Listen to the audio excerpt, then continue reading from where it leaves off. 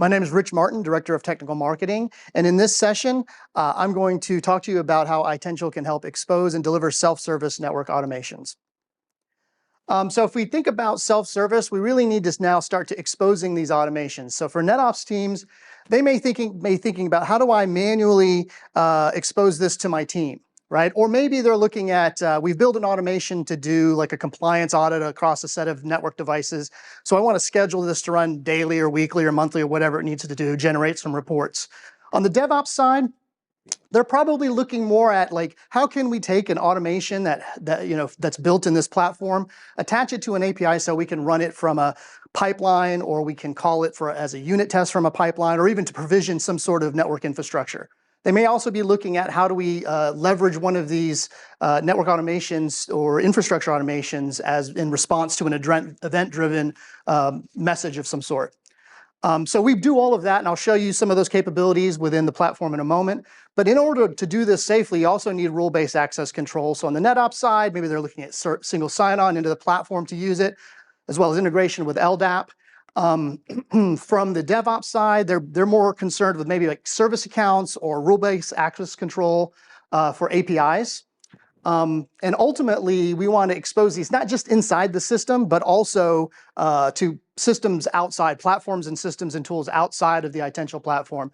So we've helped quite a few of our customers integrate with ServiceNow. I'll show you some very unique things we do with ServiceNow to make that streamlined. And DevOps teams are certainly looking at how they can integrate with pipelines. So in this part of the demo, I'm going to spend really most of the time in Operations Manager to publish and expose this automation that we've built. And then also a little bit of the Job Manager so we can take a look at the job running. But ultimately, how we can expose these above to applications, whether they're IT applications or pipeline or other line of business apps. So let's get started with the demo. Okay, so we're starting in Operations Manager. Like I said a moment ago, this is where we can expose and publish these automations. So the automations that we have today is we have some samples in here, but I'm gonna create a new one.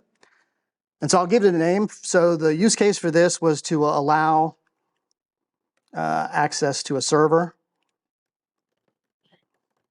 So I'll just give it a basic name here. We'll create this automation. Now we have to attach a workflow to it. So this is the workflow we've done in the subsequent sessions. I'm going to use this NFD demo with reset, so we can reset everything because it's a demo. And so now I've associated this particular workflow that was created in our workflow canvas, iterated upon in the testing and validation session, and now it's ready to go. We have trust and confidence that we can expose this safely.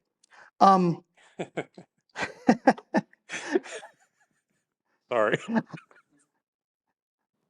So the next thing we need to do is we need to associate a trigger for it. And this is just a method by which this runs. So if I click plus here, I can create a trigger.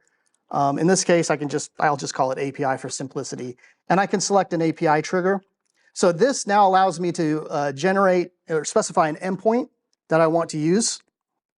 So I could do NFD31 here. I have the option to also associate a transformation, a data transformation to this. So the payload that comes in from the API call into the system that runs this before it actually runs it, we can transform that data. But we can also do another form of input validation, which we've been talking about here. And I can define a schema that defines the input data from the payload before the API is called, before this workflow is executed. We validate that and make sure everything's at least right according to what this the schema is, so that if it doesn't match, we don't run it, right? Can I also version these API endpoints? I can bundle a couple of them into a single group of APIs that I can expose to my users, but versioned, of course. Yeah, so you can create as many API endpoints for these as you want, and you can have multiple versions of the workflows. So you definitely can do that. But is there like, as you're building a new one, you want to make sure the old one is maintained until you cut people over? Is that the point? Yeah, exactly. Until you deprecate. Oh, okay. Okay. Yeah. That's the whole version lifetime of an API. I want to do that on my endpoint too. So usually you have something like a V1 in your endpoint root or something like that. Yeah, we didn't really talk about the lifecycle of Itential components today, but most people store these artifacts. So everything, whether it's the workflows or the JSTs, they're all stored as JSON objects. They don't turn themselves into code. So they're all version controlled typically in some sort of Git repo by our customers. And basically you package them up as a project.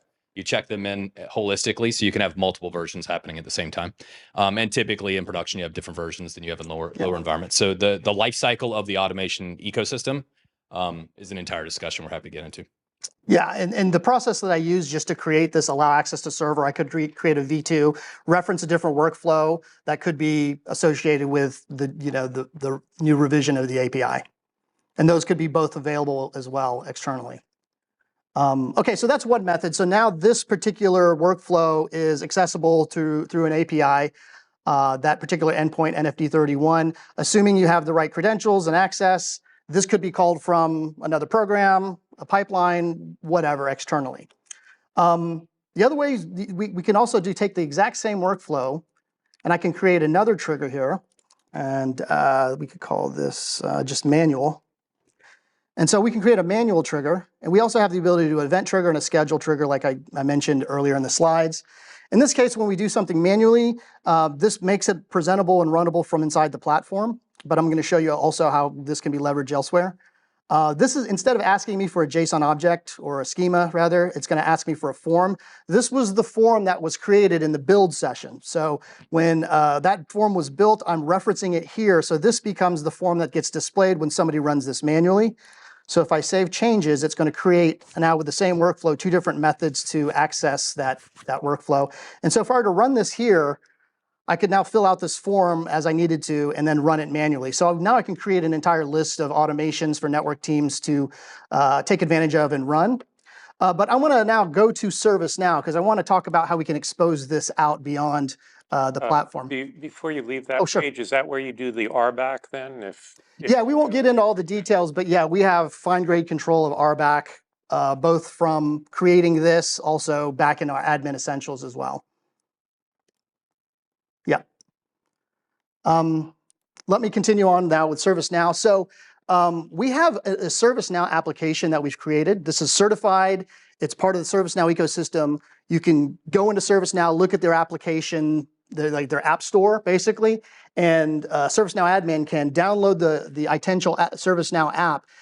We did this to make this process of streamlining integration of published automations in the Itential platform, making it easy to create self-service automations. And what we mean by that is we've helped a lot of customers where this is a particular issue for them. They create automations, they can expose them just as quickly as I expose these, but now getting them into the ServiceNow platform as in a self-service catalog, it requires custom code on the ServiceNow platform to do it. Like the initial configuration of exposing these requires code, and the ServiceNow programmers, the development team, there's never enough of them. So they're already busy doing all kinds of other ServiceNow work. And so it can take quite a long time, even if a network team has done all their automations, published them, exposed them, to see them actually pop up in ServiceNow as part of a catalog so that they can start exposing that to end users, right? To ServiceNow users or end users that need network infrastructure. So what we've done is this application, once it's installed, and it uses a standard process just like any other ServiceNow app, somebody on the network team with somebody on the ServiceNow admin can spend 10 minutes doing a basic configuration to expose and give access to the Itential platforms that they want to integrate with. And once that's done, you basically have this available to you. So I can look at the instances here, and you'll see that we have several Itential platform instances that have been onboarded into ServiceNow. This is the one we're using for this demo. And now, without any code, this is actually doing an API call in real time back to the IAP instance.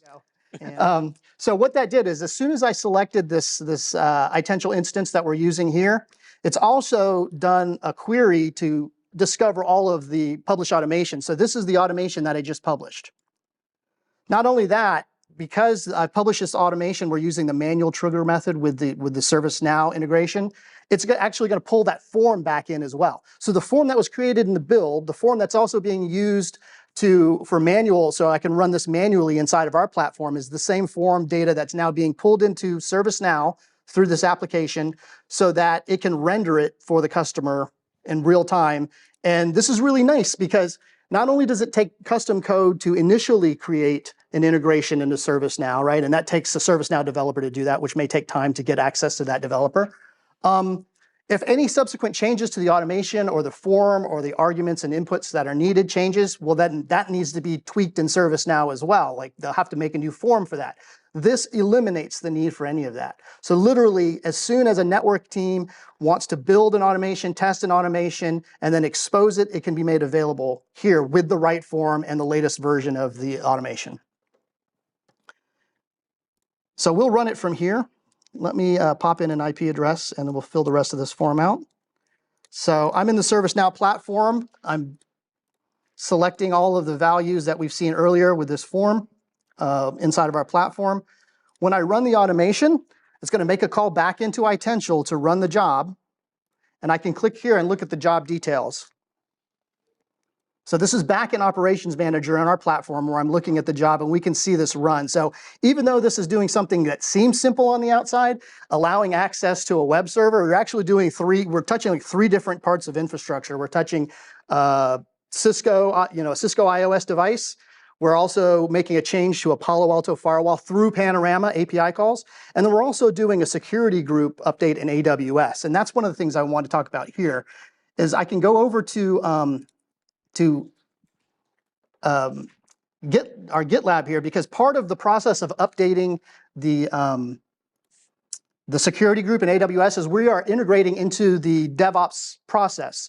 So we're actually checking in the changes that we want to make to the AWS security group and then running a series of unit tests that are running right now. And one of those unit tests we can take a look at here is validating that the IP address is geolocated in the US, which is part of our best practices. And so we're able to integrate into the DevOps pipeline and using their process as well. So the other infrastructure are using our pre-checks and post-checks that have been built in this last session. And then finally, one of the things that we've done here is we've also integrated MS Teams to give us an update. Okay, this automation just kicked off. We actually are also making a call back into ServiceNow to open a ticket, because every time you make a network change, there's got to be a ticket, there's got to be documentation. So now we're accessing the change management side of ServiceNow here, creating that ticket, filling data out in the ticket.